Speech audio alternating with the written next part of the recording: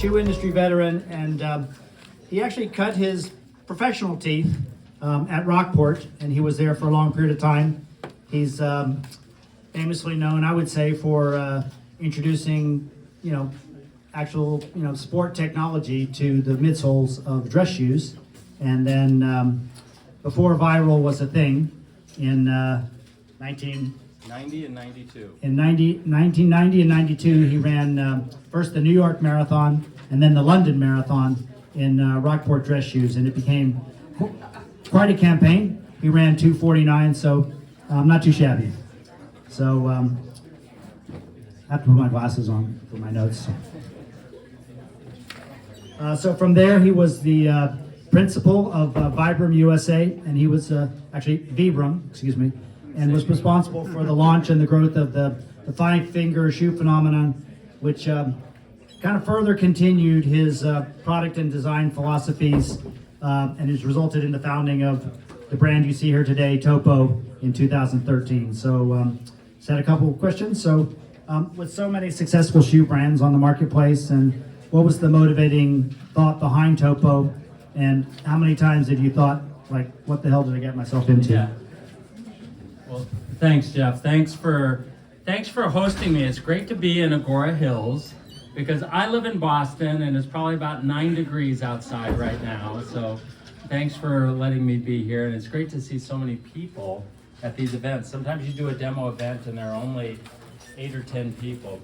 So I started Topo. It'll be 10 years in August. And I was a runner in college. I ran competitively for years after college, but I always either overtrained and I got injured a lot. And to be perfectly honest, my shoes didn't fit my foot very well. And so after working in the industry for so many years, I decided to make some shoes that fit my foot. And that's kind of what we tried to do with Topo. So Topos may not be for everybody. I will say that right off the bat. But for a lot of people, it is a wonderful solution. There's a lot of room up in the front for your toes to spread and splay, but I didn't want a shoe that felt sloppy. So I wanted a shoe where you felt secure in the waist and in the heel. So it felt attached to your body. You felt more nimble, more agile, even though you need your toes for balance, control, and it just feels good, to be able to move your body like that. So that was a lot of the motivation. And then partly I was influenced by my experience with Five Fingers. Five Fingers was never my idea to be this ultimate distance running shoe. For me, it was kind of an arrow in the quiver where you could strengthen the muscles in your feet and lower legs, even if you just wore them walking or wore them casually, because I know when you take away your shoes, you really use your feet much more, and when your feet are stronger and healthier, you're less likely to be injured. So we wanted to introduce some of those characteristics, but do it with a little more cushioning or a little more protection. And that's what we were trying to create with Topo. I think that our main thing is why I love coming to events like this, and thank you for hosting this and having so many people, is we love the feedback, because we know the only way we can get better as a company is to listen to what people have to say. And there isn't any one shoe that works for everybody.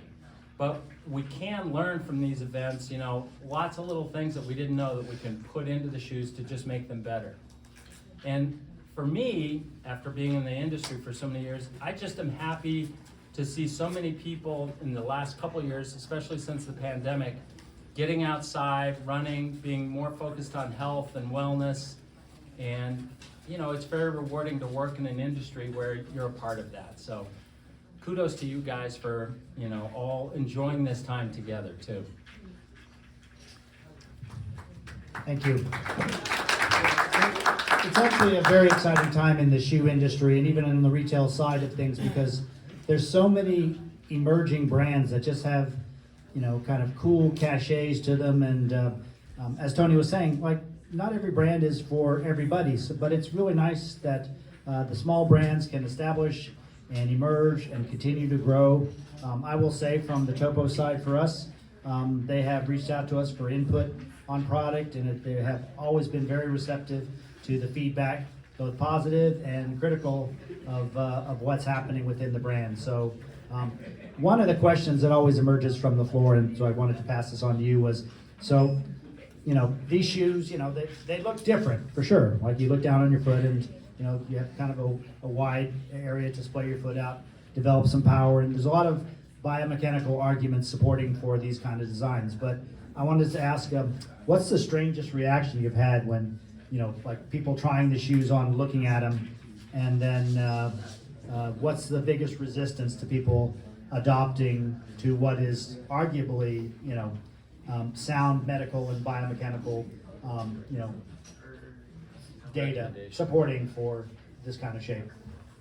Yeah, so as I said, we do get funny reactions sometimes, but we do try to make the shoes, I'm not the most stylish guy, I admit, but I do myself, always want to try to look good, and I think all of us have a natural instinct to try to look good.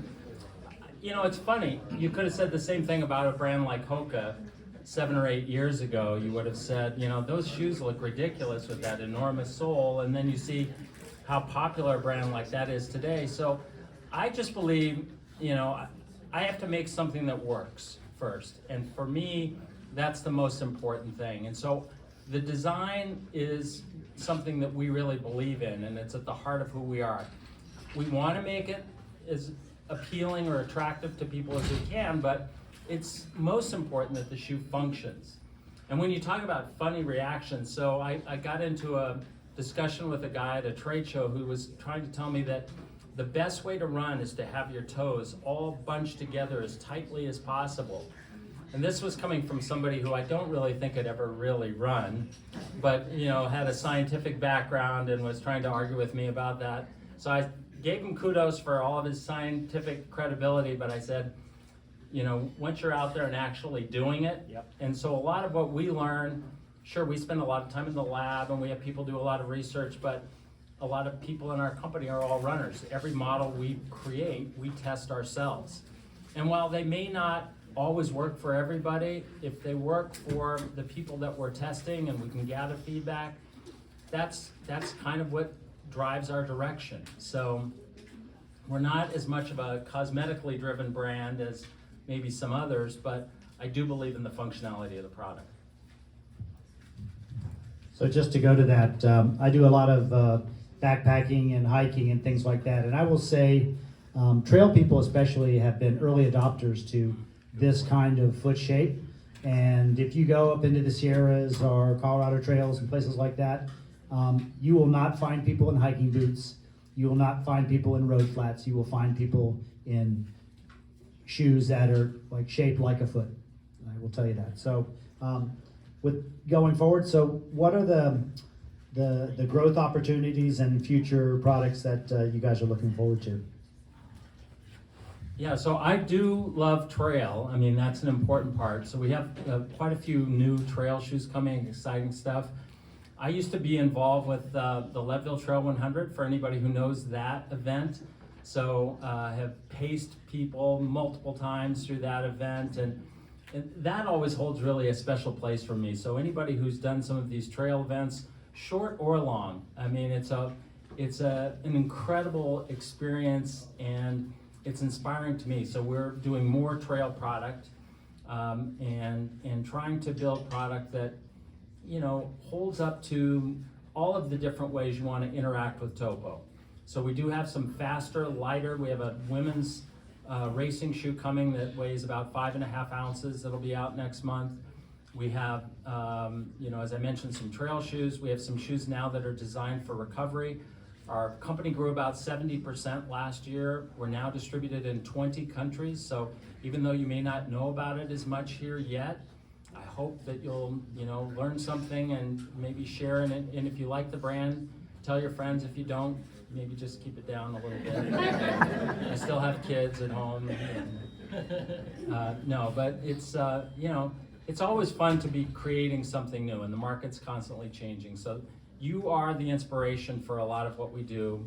We do try to spend as much time out in the field at these kinds of things because we always learn a lot, and hopefully it leads to making better product. Thank you. So again, we wanted to thank Tony for coming up and being gracious to take some time here. He's got a very busy schedule, just checking out kind of the territory and things like that. And for those of us that are active and run or hike or do a variety of activities. You know, we all have a quiver of shoes, you know, that we work through. And so, you know, I think you should definitely consider the brand in terms of one of those arrows in your quivers. So thank you very much for coming, and we wish you continued success. If anybody wants to take the time just to speak to Tony one-on-one,